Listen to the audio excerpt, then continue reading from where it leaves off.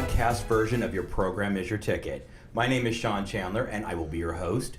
With me is my producer, engineer, co-host, and most importantly, my husband, David Leeper. Hi, David. Hi, Sean. Hi. How are you? I'm good. Are you excited for today's show? I'm very excited for today's show. I have a vested interest in today's show. Wow. Besides the fact that you're hosting it, and I'm co-hosting, but Isn't that sweet? That's so nice. I know. And we are dedicating this show today to the recently departed Miss Carol Channing. Aww. It's so sad. It is sad. I know. I met Carol Channing when I worked at the Abbey, the Derby. I didn't work at the Abbey. I've been to the Abbey. I worked the Abbey, but I've never been. Anyways, when I worked at the Derby nightclub, remember that? Like 20 years ago? And I worked at Louisa's restaurant, and she was there for Whoopi Gold. I'm totally name dropping. I'm sorry, I'm going to try not to trip over the names, but it was Whoopi Goldberg's 50th birthday party, and she was there. And the chef had a chef coat that we would sign. We would have all these celebrities sign, and she signed the chef coat, and she was really super nice. And I remember thinking, wow, does she always wear her hair up in that ponytail? Because you mean her wig up in that ponytail? Yeah, whatever it was. I mean, she had the blonde hair and she had the ponytail, and she looked great, and she was super sweet. And she was there chatting with Debbie Allen, so they both signed. And nice. Debbie Allen was nice too. She really was nice. Did she dance? I wish. No, but Whoopi danced. They had a cake with Whoopi standing on top of the cake. Well, like a figure of her with Franklin Jella. That's how long ago it was. They were dating back then. Crazy.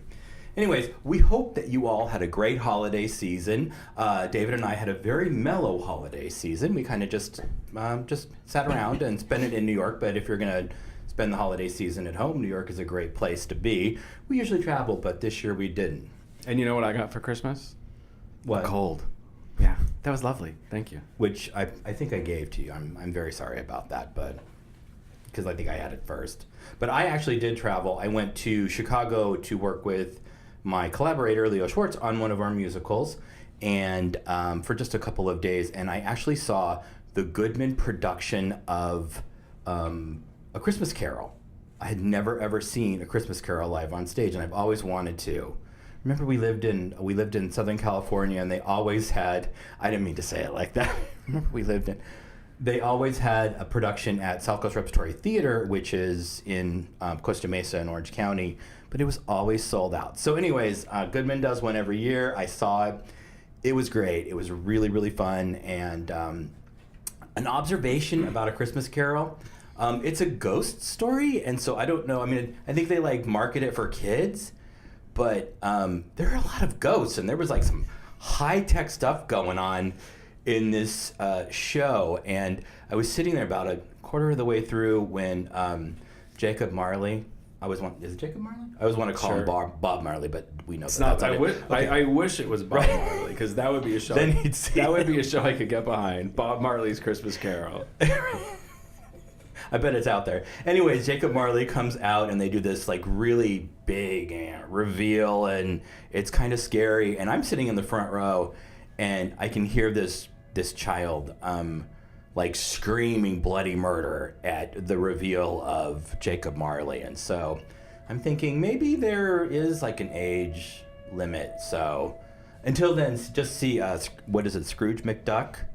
Christmas Carol? Yeah. Sure. Until then, just let them see that, maybe after 10 years old. But it was a great production, and it was really super wonderful to see that. And finally, so I get to check that off of my list. So there's my Christmas story. I don't have one. You don't? No, I was in rehearsal for a play. Oh. Which brings us to why we're here today. Thank you. David is in a terrific new play now called Secret Identity. And it is running at the Siggy Theater in the Flea Theater Complex. It's a theater complex, right? Yes. There are a couple theaters there. Yes, it's a complex. Yes. Very complex, absolutely. And today, our guests are Mark Robert Finley, who is the director of Secret Identity, and Chris Weikel, who is the playwright of Secret Identity. And Secret Identity is being produced by the Other Side of Silence Theater Ensemble and Company here in New York City. And they are a wonderful, wonderful LGBTQ theater ensemble. And I want to say they're like the longest running theater LGBTQ theater ensemble. Is that right, guys? It is. Okay, cool. Yeah. Very, very cool. So let's go ahead and bring them on. Mark and Chris, welcome to your program Is Your Ticket. Thank you for being here. Hey, thanks for having us. We're so excited. Oh, it's totally my pleasure. Chris, let's start with you. Can you give us a brief synopsis of Secret Identity and tell us what inspired you to write it? Well, it's Secret Identity is about a 16-year-old kid who's kind of a loner and an outsider, bullied in school, picked on a little bit, and to cope with the stresses of high school life, he and his best friend create comic books as a way to sort of create a world in and of themselves. And along the lines, he sort of immerses himself in these comics so much that the characters start intruding on his real life, and complex situations ensue. I guess that's the best way to say it. So, what was your inspiration to write the script? Well, for me, so I should probably give some background about me. When I was in junior high school, I was sort of the nerdy kid in the corner who was always reading, who always found his books in the toilet. That was me. Yeah. And it's what saved my life was I discovered this comic book world is this place where there were these hunky guys who would swoop in and save the day all the time, no matter what the problem was, no matter how big it was. There was always a hero to save you, and there was this whole other world that I could sort of immerse myself in. And then I wound up moving on in high school and discovered the drama club, and that's what really saved my life. So after school, I became an actor for many, many years, and somewhere along the way, I realized that I was actually a writer. So went back to graduate school at Hunter College, studying with Tina Howe, who was my mentor. And I started writing this play, partly because at that time, that was right around the time, there was a young man named Tyler Clemente, who people might remember. He was a Rutgers student who was bullied online by his college roommate and wound up taking his own life by throwing himself off the George Washington Bridge. This was in, I think, 2009 or 2010. It was right before I started writing this. And it struck me. It was, I think, something that struck so many gay folk at the time. But Indeed. But I remembered being that kid, and I remembered being bullied, and it just floored me that this was still something, that the kid who was being bullied for being gay, and 25 years after my experiences with that it was still going on. And so I thought, this is a subject matter I need to tackle. I need to sort of put it out there and put maybe a positive spin on it, and find out what it is that saved my life at that time. And I dove back into that world of comic books that I loved so much, and I discovered what it is about art that can save your life, what it is about friendship, and I found that I thought this comic book world was a perfect metaphor for growing up gay in America. So, wow, yeah. I think after the show, I walked up to you and I said it was dazzling writing. I believe that's what I said. And because there's writing that's sort of going on 4 different planes of narrative. Mm-hmm. And that's really hard to do. Did all of that just flow out of you? Or, I mean, sometimes when I write and I have that kind of thing going on, I'll like make charts and things like that. Right. I mean, was that something that you I did? often do that with a play. This one came to me very quickly, to be honest. I think probably the whole process of writing it was, the first draft anyway, was maybe 3 or 4 months. It was really, it came out of me, as I said, very quickly. And I think part of it was that I was in school at the time, and so I had deadlines, so I had to produce a scene and bring it into class to read. And I think that also helped, because there were always actors in on the process with me. Sure. Who could read it aloud, and I could really, really hear it. Really voice the two. I mean, there are, as you say, 2 different worlds going on at the same time. The part of the the play takes place in this comic book world where there's these guys running around in spandex, and then part of it is just sort of a mundane sort of high school world, a suburban high school. So, but then finding the voices for those teenagers was tricky. But finding the voices for the superheroes, oddly, was more tricky because there are different kinds of comic book superheroes, and we really needed them to serve the story of what the kids were going through. Sure. So getting that style right was actually weirdly trickier. It was flashier, and everybody loved it from the get-go, but it's also been a little bit more difficult, weirdly, even though I am many years removed from being in high school, somehow it just came flowing back. Right. Now, Mark, I remember your curtain speech on opening night where you said you read this play and you immediately thought, mine, mine, mine, mine, mine, mine. What attracted you so deeply to the play, and how did that inspire your directorial vision? Well, excuse me. The superheroes, initially, the superheroes. I'm a comic book guy. I'm not, like I can't name issue numbers and authors and stuff, but I've always been a fan. I kind of went away from it for a while. I got back into it when I read Michael Chabon's The Adventures of Cavalier and Clay, Right. and got way back into it. And Chris and I would talk about it a lot. So about comics and where he's a Marvel guy, I'm a DC guy, but we still talk. So we have to know what that is. Yeah. It's sorry.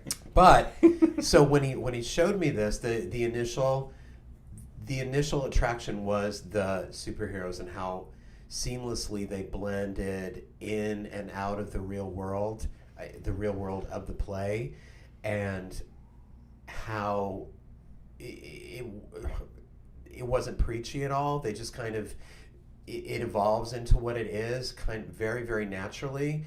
But the initial attraction was the superheroes because I know it's done a lot, but I wanted a chance to do it myself, to put superheroes on stage.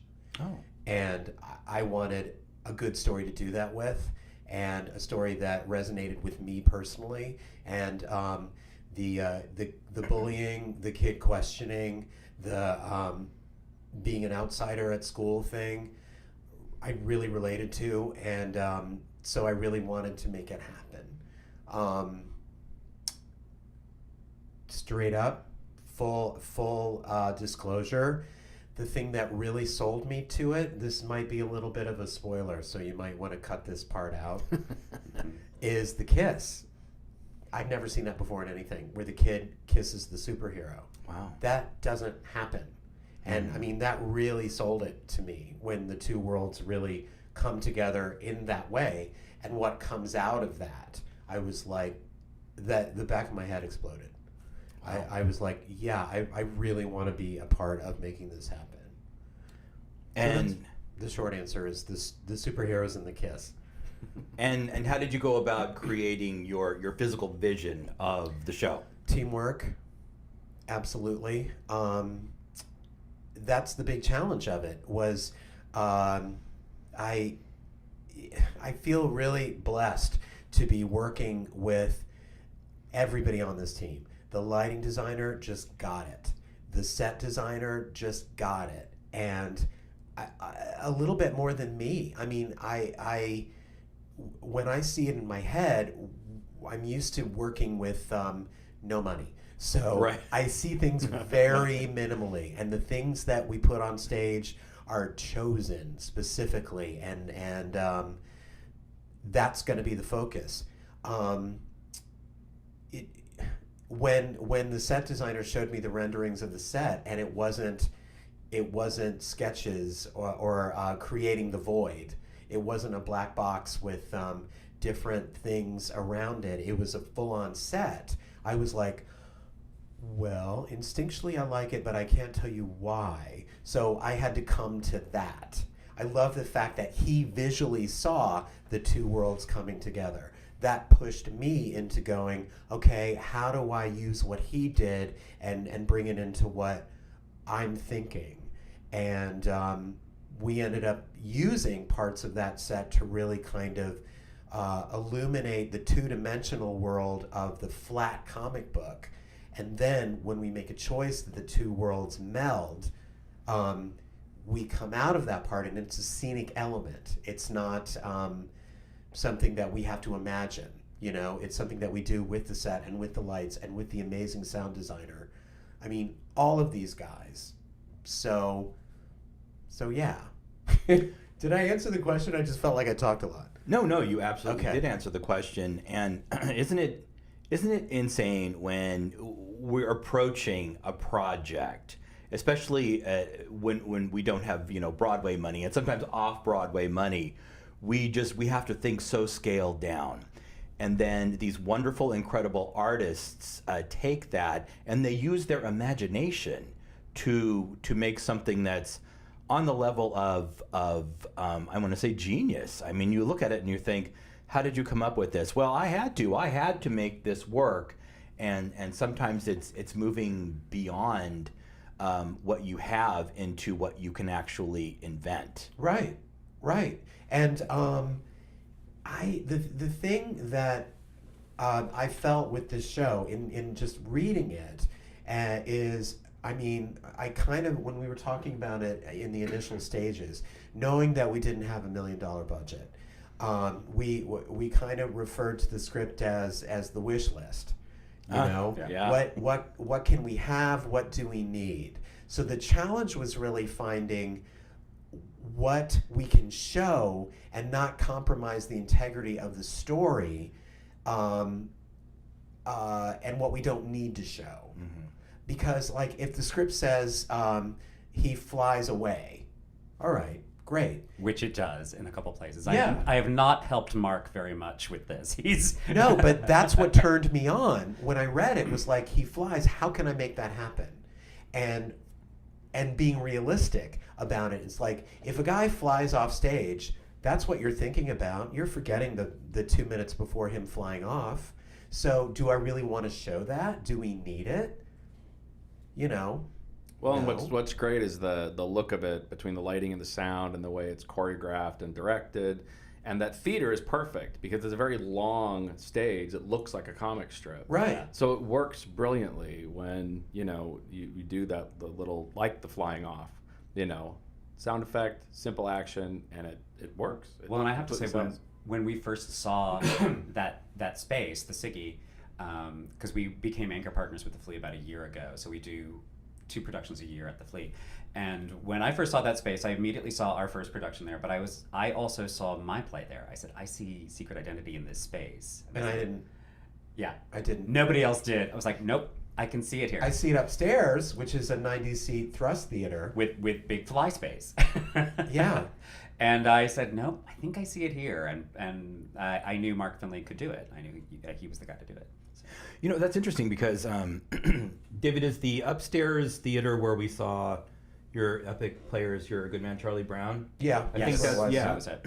Okay, I don't, having seen the show in the Siggy Theater, I mean, I'm sure it could be done anywhere. I can't see it. I can't that's envision good. that. Yeah, that's great. In anywhere else. But of course, you know, naturally we want it to run in all theaters, right? Well, or as Absolutely. many theaters as possible. It's one of the things that's been exciting about this production for me as well, is doing it in not a huge space, because you know, I wrote this play in 2011, 2012, and it got a lot of attention. I was, you know, it got workshopped at the Lark, and a lot of people showed a lot of interest in it in different theaters.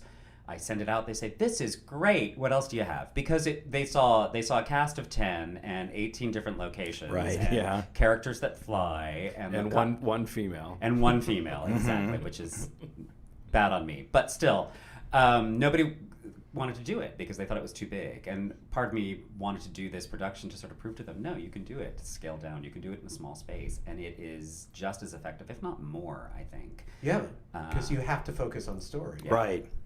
Well, props to you. That's great.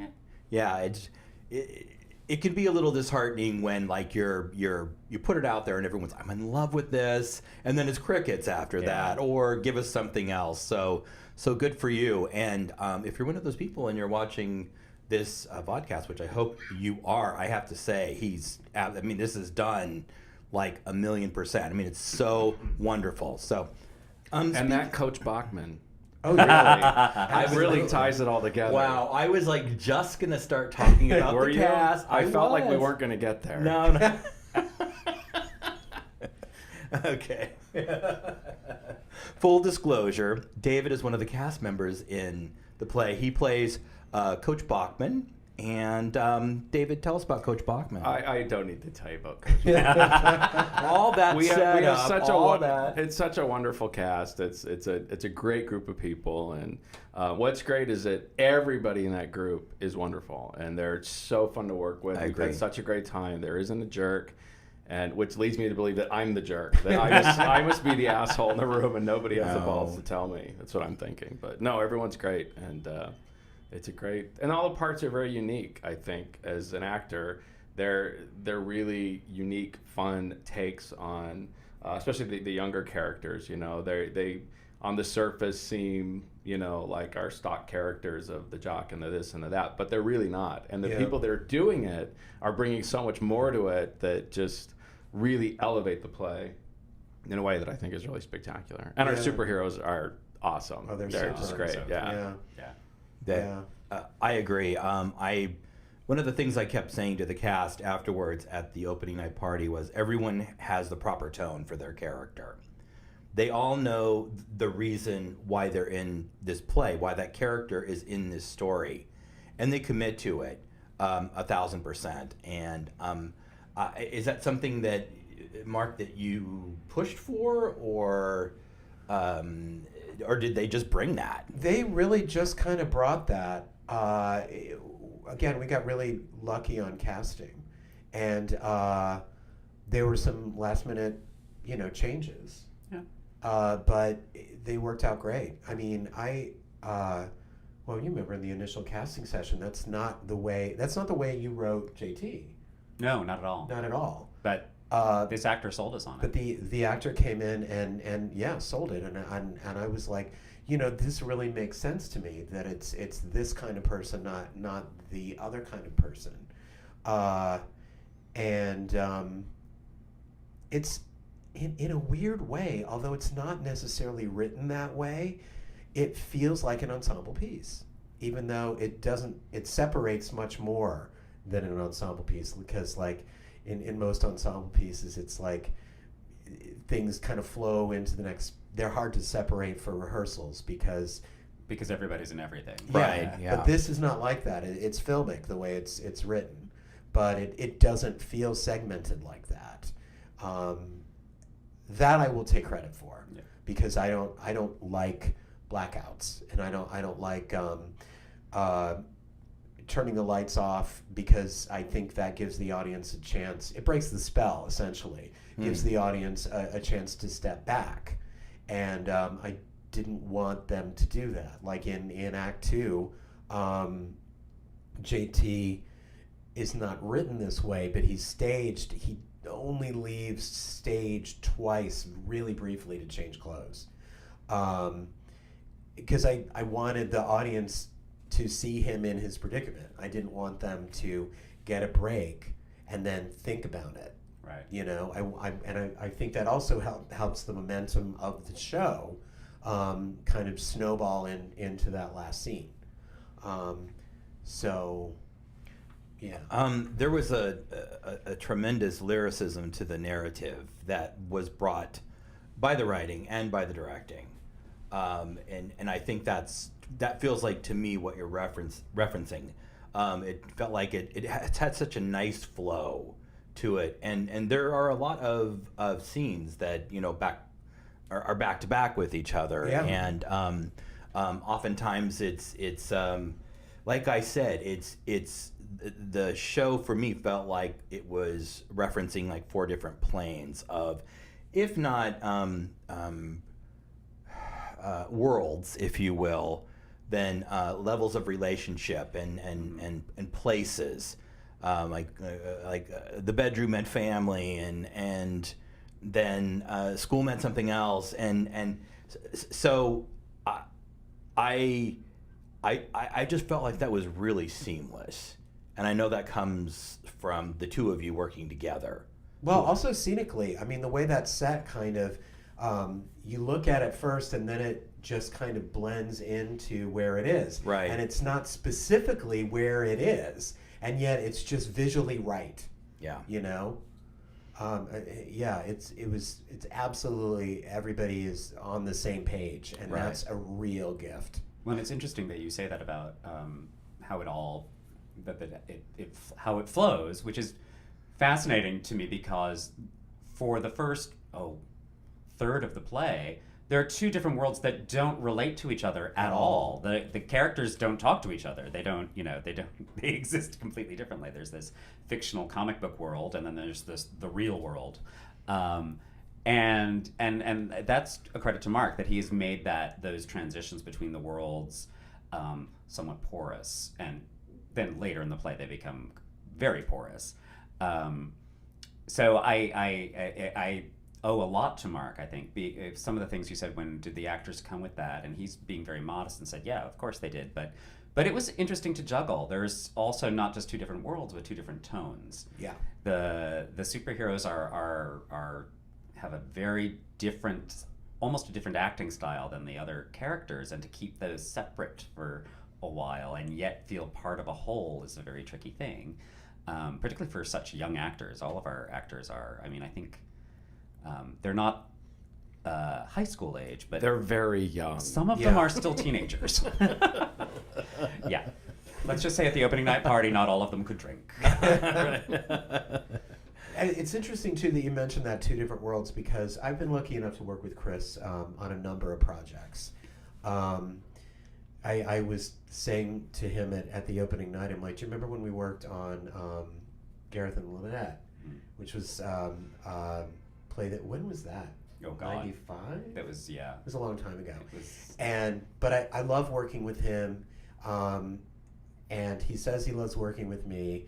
But I looked at him and I was like, how grown up do you feel right now? I mean, this is like the whole shebang. This is everything. But it's great to work with somebody who speaks your own language and vice versa. Mm-hmm. And to really, I feel comfortable handing over the mic to him, essentially. You know, do you want to take this part? I'll speak to them about this, that, and the other. But specifically, Chris has, he knows this, I tell him this, and his teachers have told him this a lot. He's got two voices. One of them is very stylized, comedic / style comedy camp. Another one is a lot more realistic and heartfelt. What I love about this play is both of these styles mesh. Right. And complement each other so well. I agree. I mean, the camp stuff with the realism behind it really gives it depth, and the real stuff with the comedy behind it gives it light. I mean, it's just such a globe. You know, it's really, that's what I love about it. Yeah, for being such a a kind of a heavy topic, and where the story goes and what happens and what could potentially happen, it never feels preachy or heavy-handed or manipulative in any way. It's like a very interesting story to watch everybody go through this process and sort of all the evolutions that take place in the story, except besides just JT, but kind of all the characters that go through there. Even the comic book world, they change. Yeah. Oh yeah. Mm-hmm. Yeah. Yeah. And it's great to watch that go from from their first superhero scene to the last superhero scene. There's such a change, but it's so subtle, and it's not overly drafted. It's just kind of crafted. Yeah. Well, we didn't want to. One thing we worked really hard on in rehearsal is not being an after-school special, not being this is our message, or rolling around too much in our feelings, because the feelings are actually not scripted. Nobody ever says, hey, blah, blah, blah, blah, blah. It's not there. So don't put it there, is something that we really worked hard on, and I think we're very successful at that, particularly in the second half of the play. Yeah. Right. So let's talk a little bit about the other side of silence. Okay. Now, Mark, I interviewed you on my podcast a couple of years ago, and you were describing the theater ensemble and company. But for the sake of people who are new to your program as your ticket, tell us about the company. How it got started and all that other. Okay. All of it. Okay, cool. I'll go In less way than back. 30 seconds. I'll go way. Believe me, I've got this down to 30 seconds. Elevator pitch. Exactly. The original company, The Other Side of Silence, was founded by Dork Wilson, who was one of the original playwrights at the Cafe Chino, start of the off-Broadway movement. Right. One of the first, if not the first, gay playwright to be presented there. A few years after that happened, I want to say mid to late 70s, he and some people that he met in his travels. He was kind of an underground star, bar star, art star, and so he collected people and vice versa. Right. They decided to start the original TOSOS as the first professional gay theater company in Manhattan. 1972. 72. Yeah. Okay. They were around for 4, 5, 6 years, something like that. Until 77, I think. Yeah, that sounds about right. Then they went on hiatus.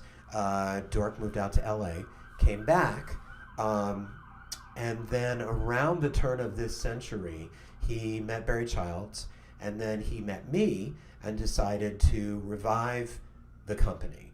Again, as New York's premier gay lesbian theater company. We had kind of changed our focus to be more along the lines of presenting gay plays that had fallen out of the performance canon. There were certain things that we did not want to do. We didn't want to do AIDS plays because around that time that was all you got. Right. We didn't want to do cute boys in their underpants plays because, again, that was in the mid to late 90s. That was all you got. Sure. We wanted to do stuff that had a little bit more to it. We added kind of a third caveat. We also didn't want to do the "Will I Ever Find a Boyfriend" play because there were a lot of them, which is great, but it's not what we wanted to do. We kind of winnowed that focus down to what it is now. Is we're kind of devoted to finding new voices in the gay theater and bringing back these voices that aren't being heard anymore.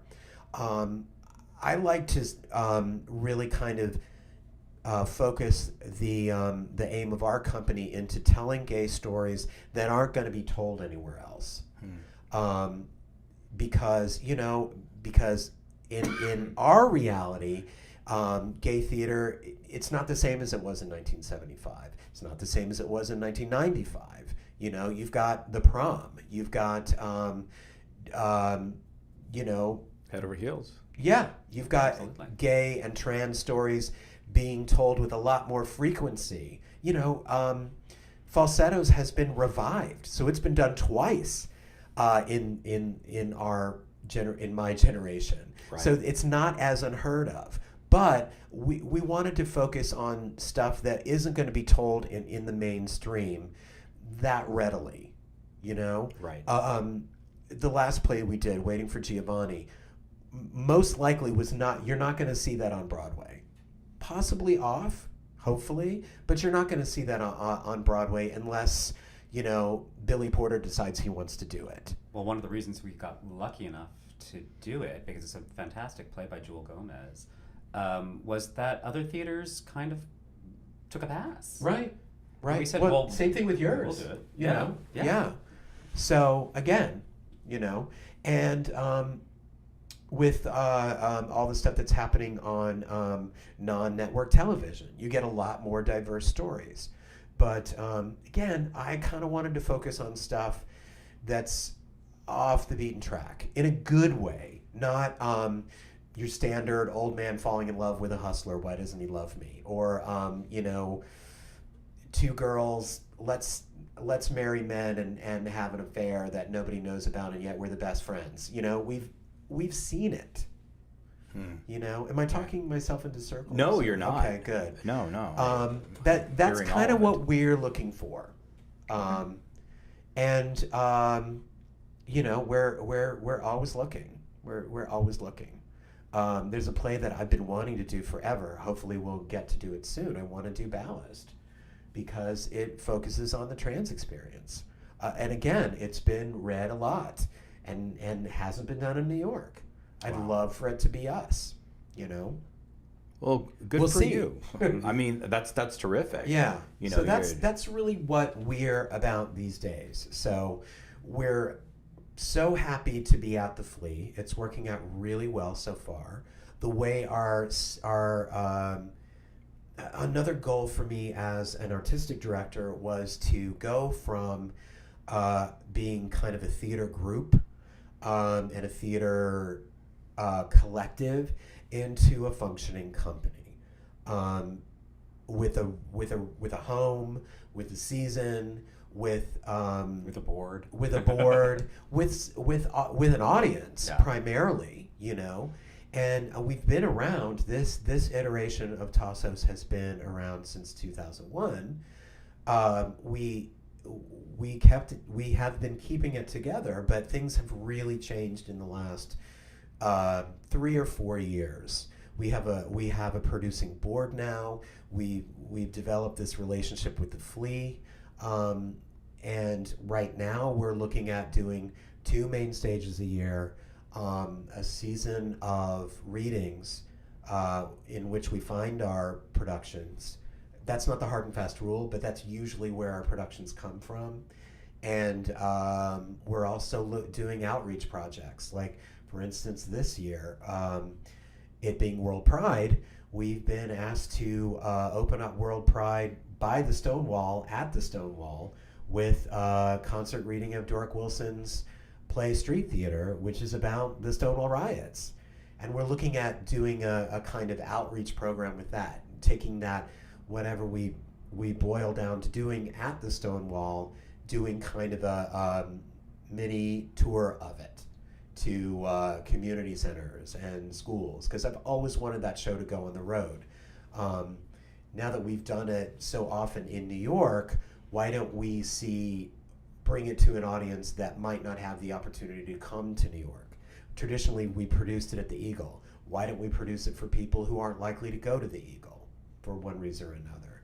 It reaches so many, it's relevant to so many different people. I just want it's going to be a huge step, but why not try to make that step? You can only, fail once. Don't watch this, Michael Zagarsky, our board president. But so again, that's where we're at right now. We're constantly growing and trying to do as much as we can without overreaching. Terrific.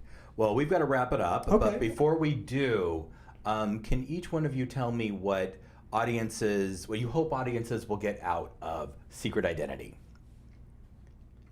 Let's see. I guess we'll start with me. Okay, sure. Because I'm not talking right away. Right. So what I'm hoping is an understanding of the importance of finding your tribe, of finding that person or those people in your life that are going to love you for you, and for really understanding the importance of the creative spirit in every individual's life, and what the limits and possibilities of that are. So I guess that's what I want. Mark? Not to sound too lofty, but I hope that they come to it and experience walking out with a sense of hope for going forward in this world of bullying on a global level, and the importance of humor and the importance of friends, real friends, and that that we're out there. Your friends, your real friends, are always going to stick with you. no matter what you do. Excellent answers. I am so happy that you've come on the show. Again, I loved the play, and I'm saying that not being married to Mr. Bachman, who thinks he's single when he's up on that stage, but It's the socks. right? Hot. But I'm thrilled for your success. I know that this coming Saturday you're sold out. Yep, we are. And you were sold out your opening weekend, and then you have three more weekends left. I don't know, maybe we can look for an extension. Who knows? We'll see. Wednesdays through Saturdays at 7 at the Flea. Yep. There you go. Excellent. Thank you so much for being with us, Mark and Chris. Thank you. Thank you for having us. You're amazing. Well, folks, the proverbial 11 o'clock number has been sung and the bows have been taken, so it's time to lower the curtain. But before we do, I'm going to hand it over to David, and he's going to tell you where you can find information about our show and everything we've talked about today. David? Oh, wow. Okay, so this podcast, Vodcast, obviously you're watching it, is can be found on YouTube. If you just search Your Program Is Your Ticket, you can find our other episodes. This show will also exist as a podcast, an audio version only, on iTunes and on SoundCloud. Same thing, search Your Program Is Your Ticket. And you can listen to all the past episodes. There have been how many episodes? There have been 80 podcast episodes, and this is our third Vodcast episode. Wow. And remember, Mark has his own episode on the podcast. Yeah, That's yeah. true. Yes, This is you like can the go back and sequel. listen to that. It is. It's part 2. For Secret Identity, you can go to TOSOSNYC.org for tickets. And please check it out. It's a great play. Great people, great actors, great director, great writer, great everything. And come see Mr. Bachman. And we'll have all that information up on the screen so that you can actually go ahead and just pause there and then take down the information. And go subscribe. there. Yes, and go there yourself. And subscribe. Subscribe to the YouTube channel, please. We very much appreciate it. Or to the iTunes account or to the SoundCloud account. It always helps to increase our profile, and we totally appreciate it. Folks, take a little time to see a show this week, and don't forget to give a smaller show some love. There's lots of great theater gems out there. And until our next episode, good night, theater people, and curtain.